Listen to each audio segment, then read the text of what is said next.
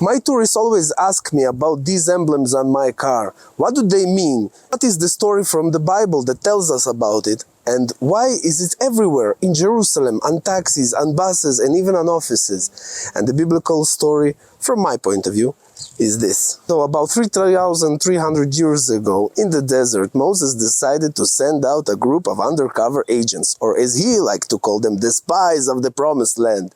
He gathered 12 fine fellows, each from a different tribe, to embark on this epic reconnaissance mission. Now, these spies were no ordinary dudes. They were the secret agents of their time, experts in camouflage and sneaking around. They were so sneaky they could make a camel think it was a palm tree. Off they went to Canaan, their sandals dusting up the desert sand as they ventured forth. After 40 days of ninja-like exploration, they finally returned to the Israelite camp. Moses was eager to hear their intelligent reports, so he called them all together for a debriefing. These spies paraded in, carrying a giant cluster of grapes on a pole. It was so huge that it seemed like they just come back from a fruit-themed circus. These spies began to share their findings, and things got a bit wild. 10 of them put their best impressions of fainting goats and exclaimed, "Oh Moses, the people of Canaan are so massive." The spies began to share their findings, and things got a bit wild.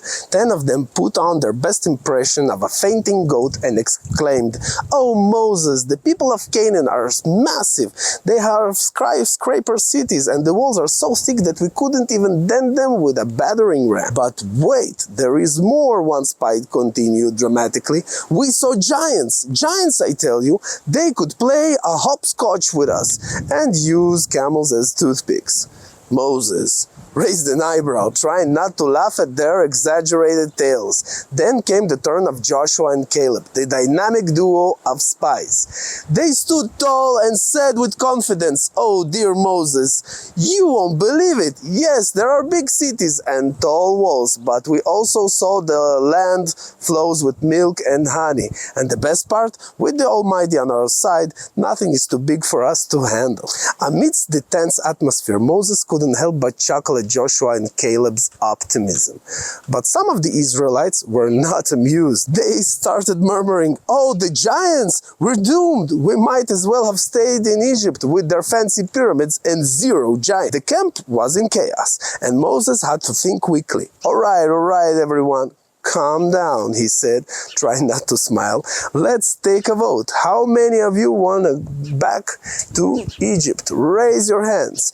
Half of the camp raised their hands, while the others shook their heads, uncertain of what they really wanted. Moses scratched his beard. I see. Well, how about this? We'll take a little detour through the desert for 40 years. You know, a quick stroll. By the time we get to the promised land, all the giants might have joined a circus, and we'll have better snacks than grapes." The crowd reluctantly agreed, and so began the Great Desert Wanderings, also known as the 40-year walkabout comedy tour. But hey, Joshua and Caleb got the last laugh in the end, as they were the only ones who made it to the promised land. And that, my friends, is the story of the spies of Canaan, where giants, grapes, and the desert tell us a lot of stories. And if you want to know more a little bit about the biblical stories, please contact me via phone or WhatsApp, and of course, subscribe to my page. Thank you so much.